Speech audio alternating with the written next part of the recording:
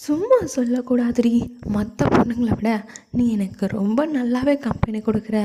உன்னை டெய்லி என் கூடவே வச்சுக்கலான்னு தோணுது. நீ அவ்வளவு அழகாக இருக்க தெரியுமா என்று அவளுடைய அழகை வர்ணித்தபடியே அவள் மீது வேகம் வேகமாக இயங்கிக் கொண்டிருக்க, பெண்ணவளோ வலியில் துடியாய் துடித்து விட்டாள். இவனின் பேச்சுக்கள் எல்லாம் அவள் காதில் ஈயத்தை காய்த்து ஊற்றியது போலவே இருக்க, எங்கே அதையெல்லாம் இவன் உணர்ந்தான். வேண்டுமென்றே அவளை வதைக்க வேண்டும் என்று தானே ஒவ்வொரு வார்த்தைகளும் பேசி கொண்டிருந்தான். அதுவும் இங்கே பாரு, இங்கே இருக்கு பாரு, இந்த 2 உலக உருண்டையும் சான்ஸ் இல்லை தெரியுமா. உன் உடம்பு இருக்கிற பாகக்கும் இதோட சைஸுக்கும் சம்மந்தமே இல்லை. சும்மா நச்சுன்னு உனக்கு அழகாக பொருந்திருக்கு. ப்ளீஸ் தயவு செஞ்சு இப்படியெல்லாம் பேசுகிறத நிறுத்து. அப்போது என்னுடைய செயலில் காட்டவா? அவளிடமிருந்து எந்த பதிலுமே இல்லை. அவள் வாயை மூடிக்கொண்டாள். இனி தான் என்ன பேசினாலும் அதற்கு அவன் வேண்டுமென்றே ஒவ்வொரு செயலாக செய்ய போகிறான் என்பது தெளிவாக பெண்ணவளுக்கு புரிந்துவிட்டது. அதனால் அமைதி காத்து விட்டாள். அனைத்துமே முடிந்துவிட்டது. இனி அவனிடத்தில் எதிர்ப்பு தெரிவித்து என்ன ஆகப் போகிறது?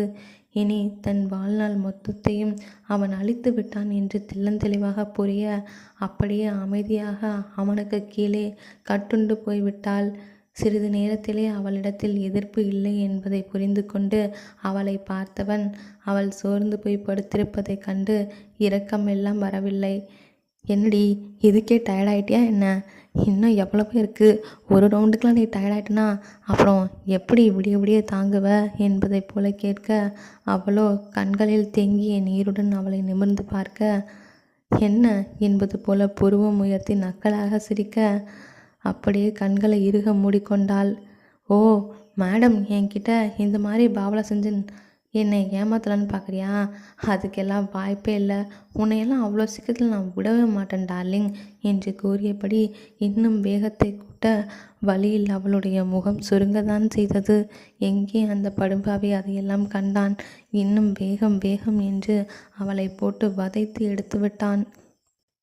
ஒரு கட்டத்திற்கு மேல் 1 மணி நேரமாக அவளை ஆண்டு முடித்தவன் அவனுக்கே சோர்வாக இருக்கவும் தான் சற்று அவளின் மீது இருந்து கீழே இறங்கி சரிந்து படுக்க, அவளோ வழியில் முகத்தை சுருக்கியபடியே இனி தான் வாழ்ந்து என்ன செய்ய போகிறோம் என்று ஒரு மனம் கூறினாலும், தன்னை நம்பி ஒரு ஜீவன் இருக்கிறதே என்று எண்ணி அந்த ஜீவனுக்காக வாழ வேண்டும் என்று கட்டிலில் இருந்து இறங்க முற்பட, அவளை மீண்டும் பிடித்து கட்டிலே தள்ளியவன், என்ன பேபி, உனக்கு ரெஸ்ட்டு தான், ஜஸ்ட்டு 5 மினிட்ஸ் கொடுத்தேன், எஸ்கேப் ஆக பார்க்குறியா என்று கூறியபடி மீண்டும் வதைக்க ஆரம்பித்திருந்தான்.